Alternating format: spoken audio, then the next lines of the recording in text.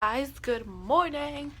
Today we're at Ketchikan, Alaska, and I am so not ready for another day full of babysitting.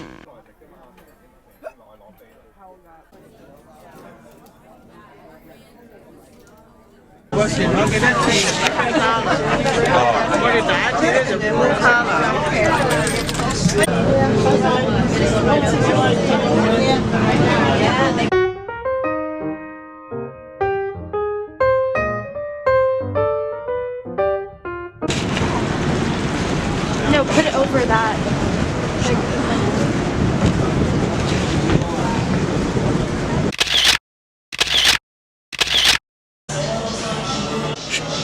No, you're not getting that.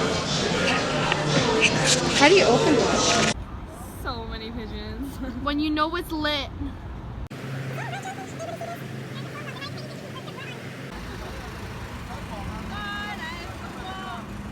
They're taking it with the Norwegian tool. It's not even the ship we're on.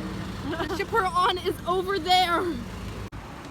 They swapped clothes because she thought it would look better on her. Like, oh my god. So many pictures with not her boat. If you guys don't see that, that's a huge, Like the eye doesn't look. Is it a jellyfish or is it like an octopus? Like I can't tell. I know, but like it's so red. Home of happy bears. Thundering wings of an eagle.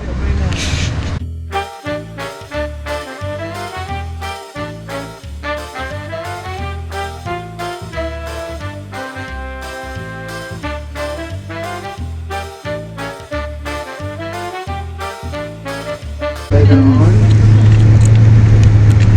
right over here to your left is Norman Walker Field, and if you notice, they cut the grass a little too short. I told them just to trim. But here in Ketchikan, it does rain a lot, so we don't use grass in our baseball fields, soccer fields, football field, track and field. This is a multi-purpose field, 4-in-1. And check out this bus right in front of us. It says, the bus. So we do have a public transportation on the island. It's $2 to ride the bus. If you want a discount, you have to look over 60 years old. I'll discount. The reason I know that is because I also drive the bus.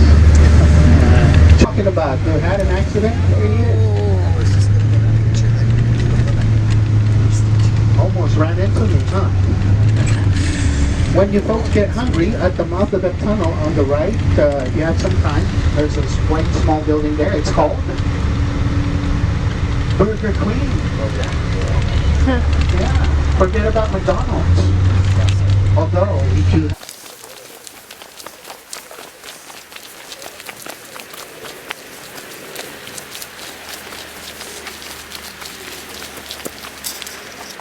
We would cut all the trees down, big and small trees, it doesn't matter, in a boundary.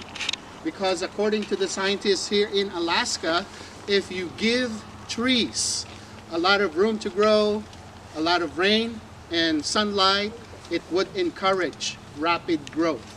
So we mostly do clear cuts here in Alaska. And I'm happy to say, folks, that 90% of our ancient old-growth forests will remain and stay that way forever. Isn't that great? Mm-hmm. It's totally protected by law and cannot be inhabited by men or women. Now, this is an example of a selective cutting. If I select this tree, cut it down, this tree will never grow back. But another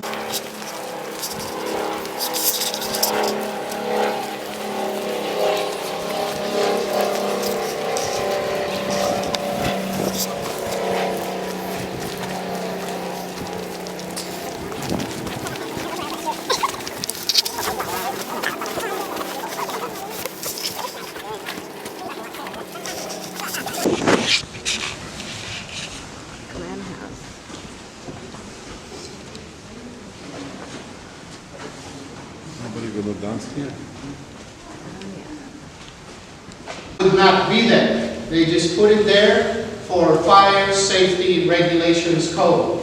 The only door on this building would be that opening, and the actual size would be half the size of that. The gravel area is the main central fireplace. They would keep the fire going here 24 hours a day, as long as someone's inside to watch the fire. And then right around that big fire, they would have several cooking fires around it.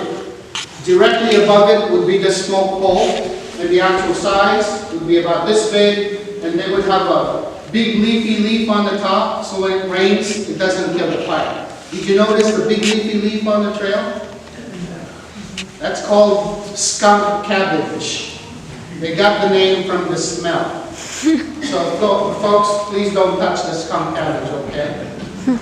The native people, they did not have tin foils in the old days, and they would throw it in the fire. After the first layer is burnt or flaky, that means the fish inside is cooked. And they told me it would have a mustardy taste on the fish. But I haven't tried it. I don't like mustard. Now, this house belongs to a very wealthy family. How can you tell? By the level. The more level, the more wealthy the family is considered, up to 7 levels. Now the chief usually stays on the very top, right here in this area, and he would have like a curtain here for his own privacy. The younger adults would stay on the second level, a little bit closer to the fire for heat. The lowest ranking family member usually stays right by the door, maybe his mother-in-law. Why? Because when all the men go out hunting and gathering, the women and children would be left home alone. In case a strange canoe pulled over there attacked this building, imagine half the size. They would be on a bent, stooped over position, single file, head first.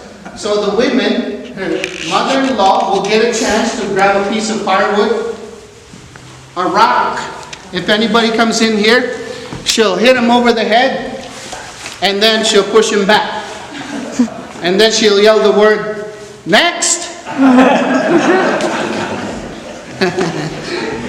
So it's for defensive purposes.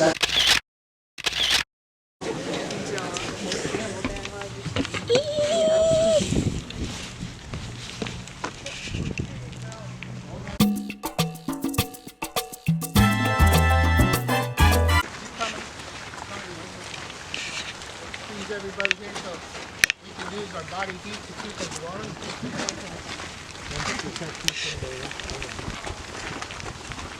So right over. That's a black banana slug, you guys. Look at it. What happens if it shoots poison at us? I'll take a picture of it.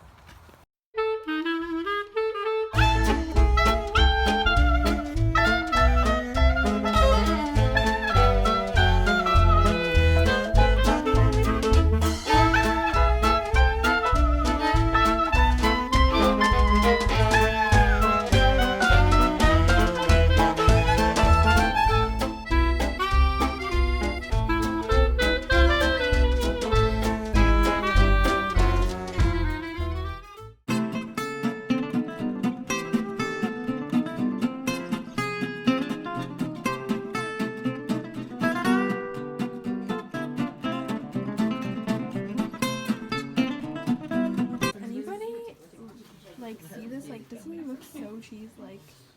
Let me do it.